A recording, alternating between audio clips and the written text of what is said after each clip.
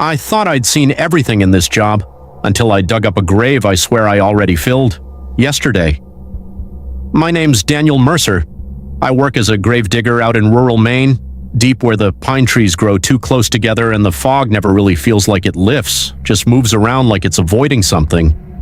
It's not a glamorous job, but it's steady work. People always ask if it's depressing.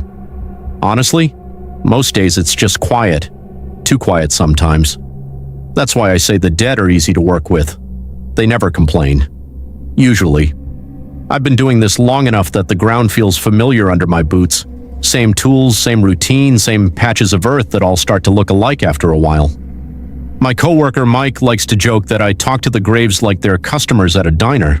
"Oh, take your time down there," I'll mutter while I'm digging, and he'll laugh and say I've been alone with dirt too long. But yesterday wasn't routine. I was assigned a fresh plot on the far edge of the cemetery, older section where the stones lean a little and the names are harder to read. The ground was softer than usual, like it had already been turned over recently. I remember thinking that was strange, but I kept digging anyway. That's when I saw it. A coffin, already there. Same position, same depth, same wood marks I swear I recognized from the day before. And when I brushed the dirt off the nameplate, my hands just stopped. It had my name on it. I stood there longer than I should have, just staring at that nameplate. My name. Right there on the metal. Same spelling, same scratches on the corner like it had been handled before. For a moment I actually laughed, quiet, nervous, the kind of laugh you do when your brain refuses to accept what your eyes are seeing. "All right, very funny," I remember saying out loud, like Mike or one of the guys had set me up. We mess with each other sometimes. Fake markers, swap tags, stupid stuff to break the monotony. That's what I told myself. But the ground didn't look staged. The soil around the coffin was wrong. Too clean in some places, too packed in others, like it had been disturbed twice in different ways. I checked the records on my clipboard. Then I checked again. Same plot number, same assignment, same burial log from yesterday, except I was standing over it again.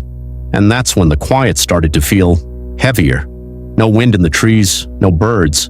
Even the insects had gone still, which in Maine woods is never normal. I knelt down, running my glove along the edge of the coffin lid, trying to convince myself it was just a second burial in the same spot. But I knew that wasn't how any of this worked. Then I heard it, a faint sound from inside. At first I told myself it was wood shifting. Old coffins do that sometimes, especially in damp ground. But this wasn't random, it was deliberate. Like something inside was testing the surface, waiting for a response. I stepped back immediately, heart picking up pace, and called out toward the tree line for Mike. No answer. I checked my radio. Static. I tried again, same static, no voice back. That's when I noticed something else. My footprints in the dirt weren't the only ones. There were older impressions around the grave, fresh ones too, like someone had been standing exactly where I was standing before I got there. I looked back at the coffin. The scratching started again, this time slower, measured, almost like it was matching my breathing. I told myself to stay calm. You don't last long in this job if you let your imagination run wild every time the ground makes a noise. Coffins shift, wood expands, animals get into old graves sometimes. That's what I tried to believe as I stood there, staring at it. But the sound didn't stop, it got worse. At first it was faint, like fingernails dragging lightly against wood, slow, uneven. I actually exhaled a little, almost relieved. Yeah, probably just something small, I muttered, convincing myself it was a raccoon or a ground squirrel that had gotten trapped somewhere it shouldn't be. But then the rhythm changed. It wasn't random anymore. It started repeating. Same pattern. Tap, scrape, pause, tap, tap, scrape. Like whatever was inside had figured out how to pace itself, how to wait, how to listen. That's when the air shifted. The fog rolled in thicker than I'd ever seen it in that section of the cemetery. The trees that were clearly visible a few minutes ago started disappearing behind it, one by one. And the worst part, no sound came with it. No birds, no wind, not even the usual distant road noise from the highway. Just silence. Heavy, unnatural silence. I pulled out my phone without thinking, turning away from the grave for a second, trying to get signal. Nothing. One bar flickered, then vanished. I tried calling Mike, straight to voicemail, tried the office, same thing. Dead silence in my ear that felt louder than any noise. When I turned back, the scratching had stopped. That's what made my skin crawl more than anything else. It wasn't that it went away, it was that it had stopped because I looked at it, like whatever was inside knew I was paying attention. I stepped closer anyway, stupid instinct, the kind you regret only after it's too late. My boots sank slightly into the soil, and that's when I noticed something on my gloves. Mud. Fresh mud. Not the dry, packed earth from earlier. This was wet, dark, like it had been turned over minutes ago. My stomach dropped because I hadn't touched any other ground. I hadn't dug anything new. I looked down at the grave again, slowly lowering the light from my phone toward the coffin edge, and for a second, I swore I saw the lid shift. The moment I saw the lid shift, I swear my body reacted before my mind did. It wasn't a full movement at first, just a faint vibration running through the wood, like something underneath had pressed up and realized there was space above it. Then it happened again, stronger this time. A steady, deliberate trembling, like it was trying to wake itself up through the coffin. My grip tightened around my shovel without me even thinking about it. And that nameplate. I reached down and touched it just to be sure I wasn't losing my mind. The metal wasn't normal cold. It felt wrong, deeply cold, like it had been pulled out of freezing water seconds ago. My fingers almost recoiled from it. My name was still there, but now it felt heavier, like it was carrying weight it shouldn't have. Then I heard it, a voice, muffled, broken, coming from inside the coffin. It wasn't loud, but it hit me harder than any scream could have, because it sounded like me. Not just similar, me. The same tone, the same hesitation, even the same way I breathed between words. Help! Me! I stepped back so fast I almost fell. My brain tried to reject it immediately, tried to label it as echo, trick of the wind, anything else. But there was no wind, no echo. Just that voice repeating faintly under the wood like it was learning how to speak again. And then it clicked. Not a mistake, not a prank. Repetition. Like this wasn't the first time. Like it had already happened before and would happen again. The scratching returned, but now it wasn't alone. Knock, knock, knock. Slow at first, then faster, more desperate. The coffin lid began to bulge upward in small, uneven pulses, like something was pressing its way through from the inside with increasing certainty. I turned to run, and that's when I noticed something worse. The cemetery path behind me wasn't leading anywhere else. It curved, then curved again and again. Every direction I took brought me back to the same grave, same coffin, same name staring up at me. My breathing started to shake, and then crack. A thin line split across the coffin lid, not breaking open fully, just enough. Enough for something inside to press against it, and in that narrow opening I saw it. Not a face, not clearly, just darkness. But it moved, like it was breathing. I don't remember backing away after that. I don't remember turning around. All I know is, I'm still here, or I think I am. The ground under my boots still feels like that same cemetery soil, but I can't tell if I ever left that graveyard or if it just kept me. The fog never really feels like it thins anymore, and sometimes when I stop moving I hear it again, soft scratching like something is still trying to finish what it started. So I'll say this once while I still can. If you're hearing this, I might still be digging it, or it might be digging me, because I keep thinking about that coffin, about the nameplate, about how it had my name on it, before I even knew it did. Tell me this, what would you do if you found your own name on something you buried yesterday? Leave your thoughts. I want to know if anyone else would have done something different, or if I was already too late from the start. And if you've ever had something in your life repeat in a way it shouldn't have, say it. I need to know I'm not the only one. Like, comment, subscribe, if there's even a next burial log to record. Because next time, I might finally see who keeps filling my graves before I do.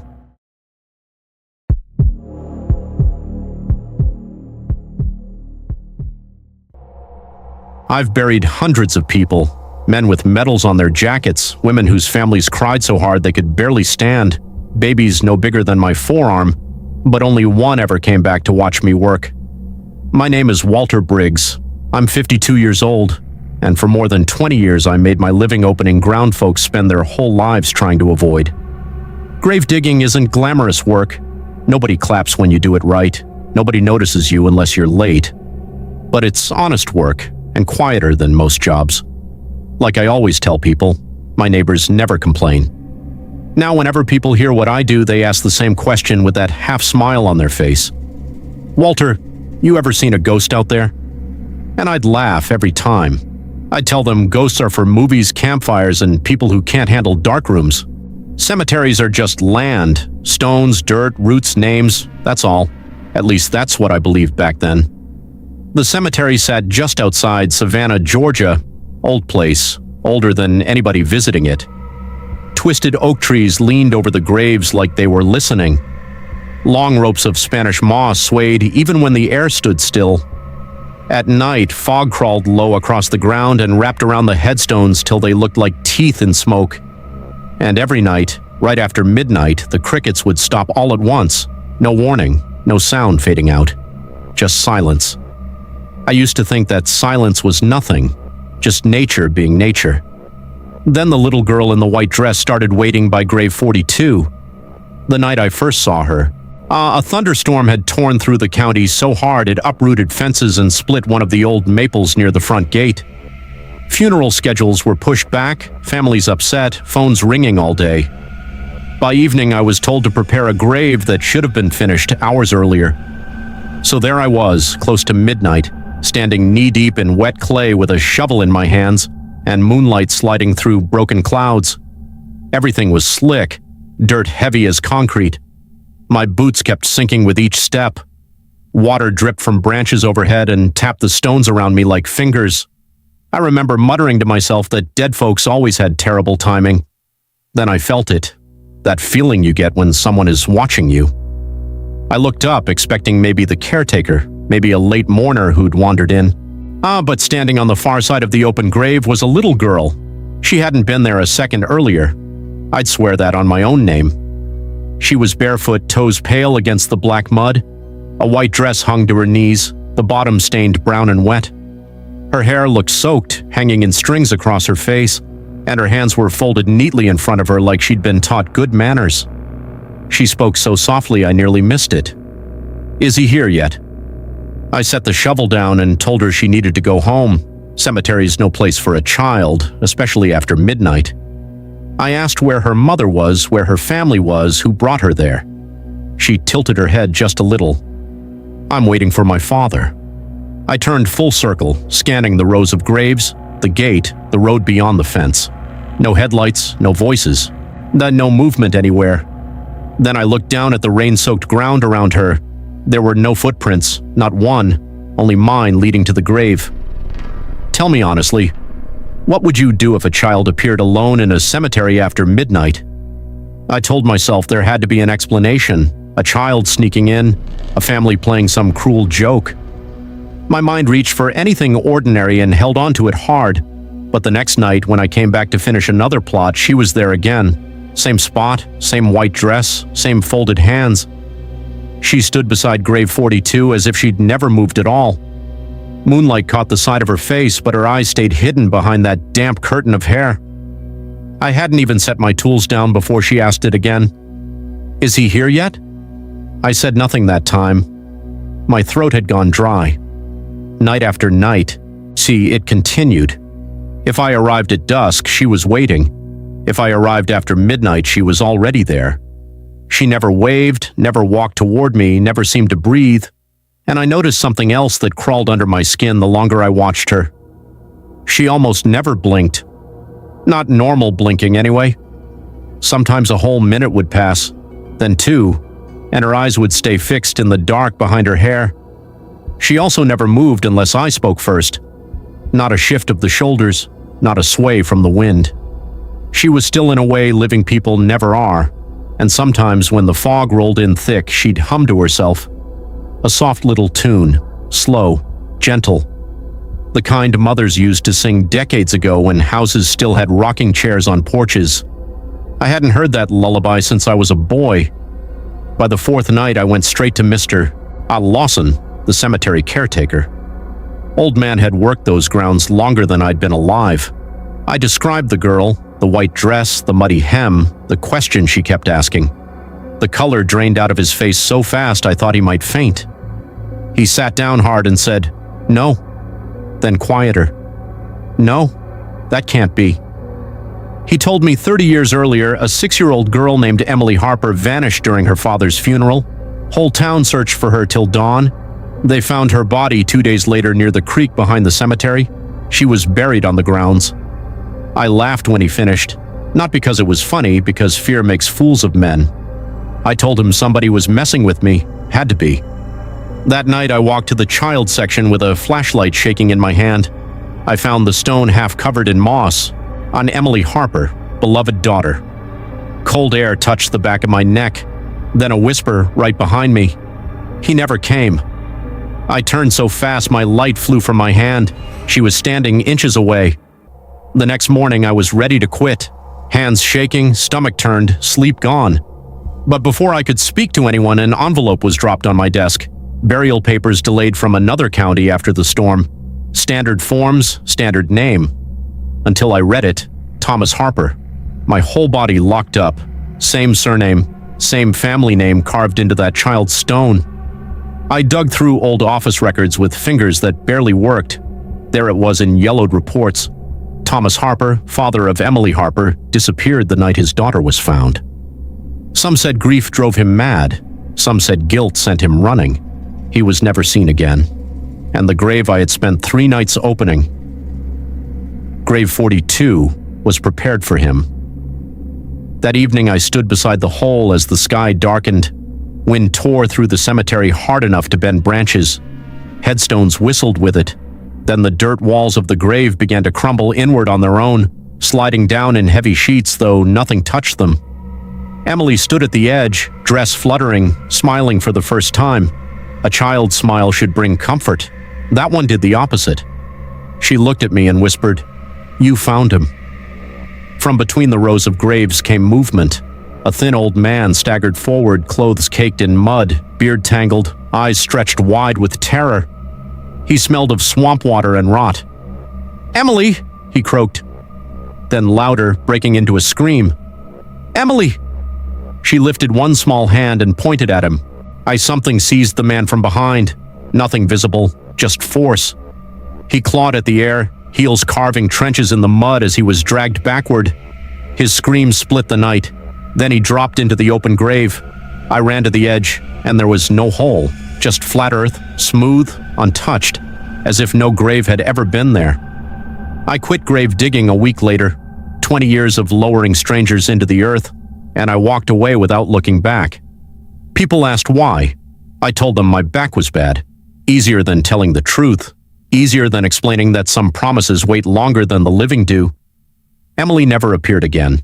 No white dress in the fog, no humming in the dark, no small voice asking if he was here yet. Whatever kept her there had ended the night her father returned. But every year, when heavy rain soaks the cemetery and the ground turns black with mud, the caretaker calls me with the same report. 2 fresh footprints beside grave 42, one small, one grown. And if you ever visit a cemetery after midnight, pay attention to who's standing beside the grave before you start digging. If this story stayed with you, like, comment, and subscribe for more chilling true-style horror stories from places most people avoid.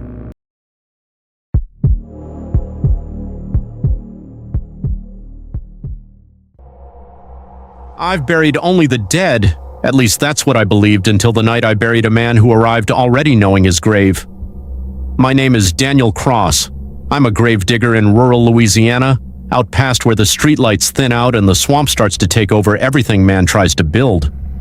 Folks around here don't think much about this place unless they have to, and honestly, that's probably the healthiest way to live.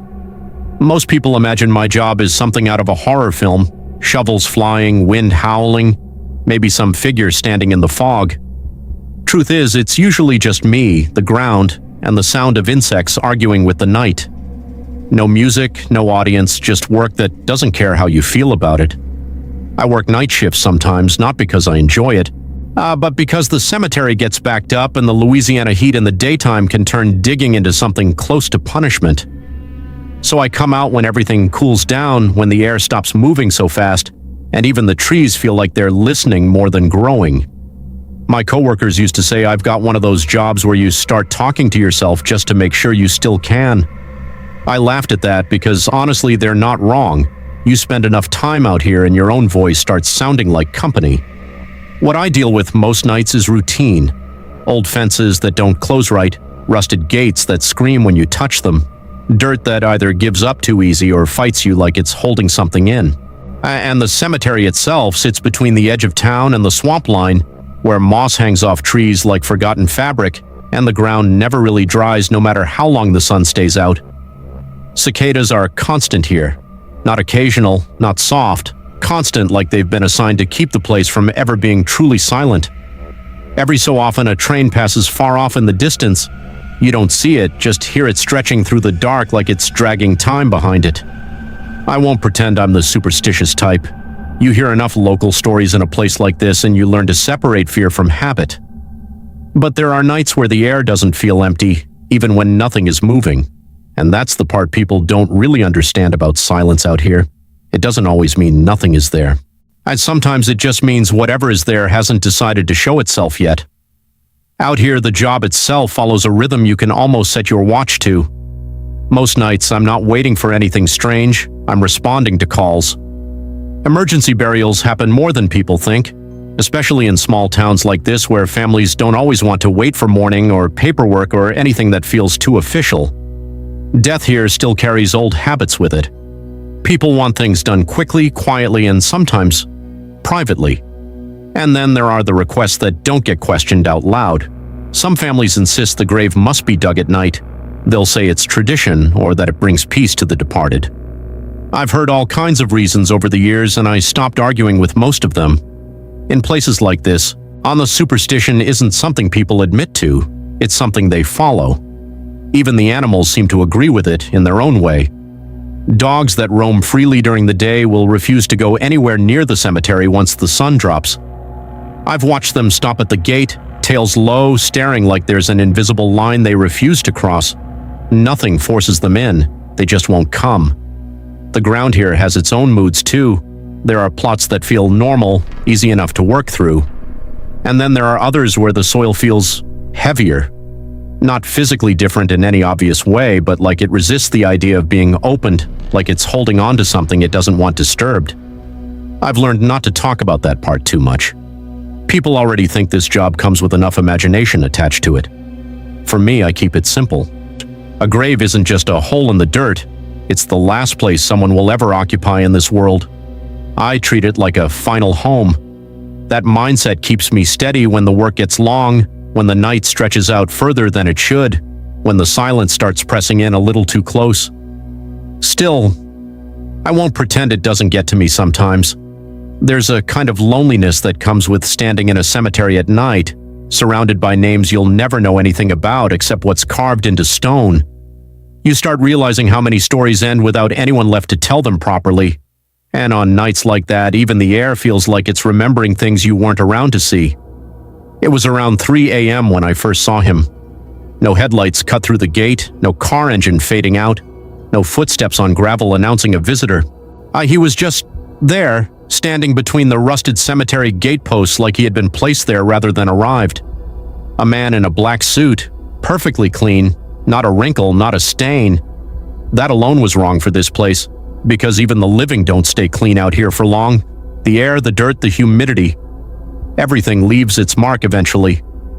He looked calm, too calm. Hands relaxed at his sides, posture straight, like he wasn't in a cemetery at night but waiting in a quiet office somewhere. When he spoke, his voice was polite, measured, almost rehearsed. He said he needed a grave dug, not for someone else, for him. I remember pausing longer than I should have. People make strange requests in my line of work, but there's usually grief behind it, anger, confusion, something human you can recognize. This didn't have any of that. And I asked him where. He didn't look around, didn't hesitate. He simply turned his head slightly and pointed, not at a general area, but at a very specific spot deeper inside the cemetery.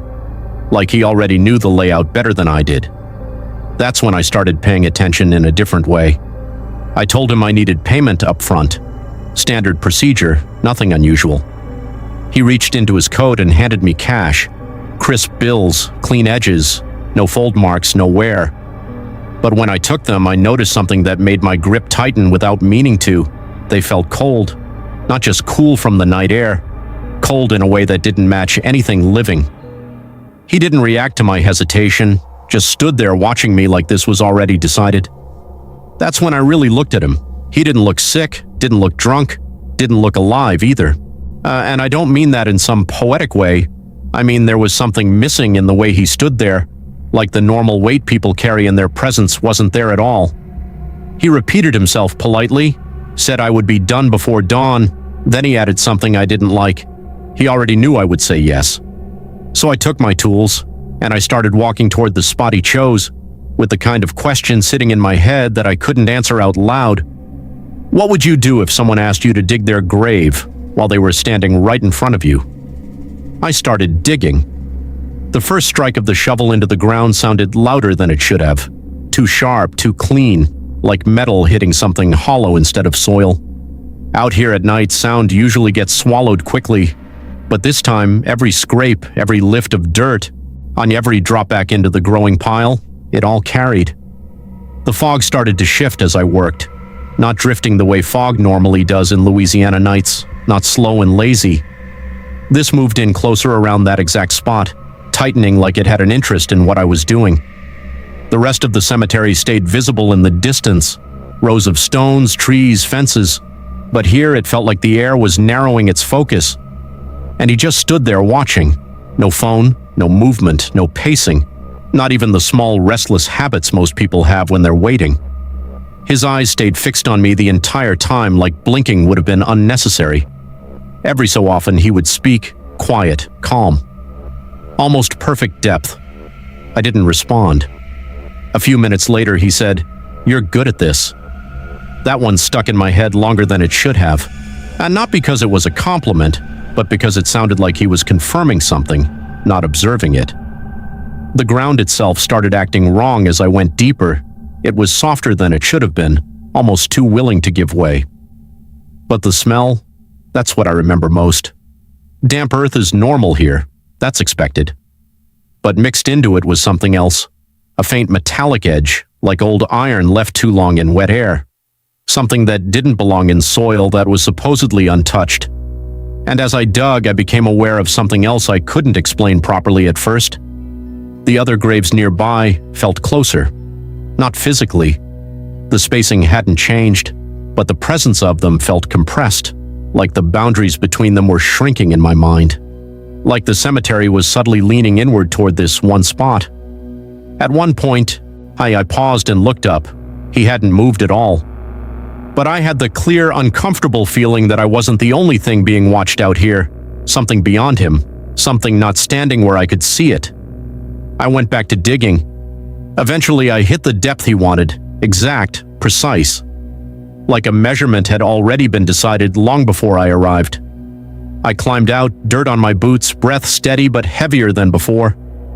He stepped forward for the first time since I started, looked down into it, and nodded once, like it matched an expectation. The grave was finished exactly as requested. He didn't rush, he didn't hesitate either.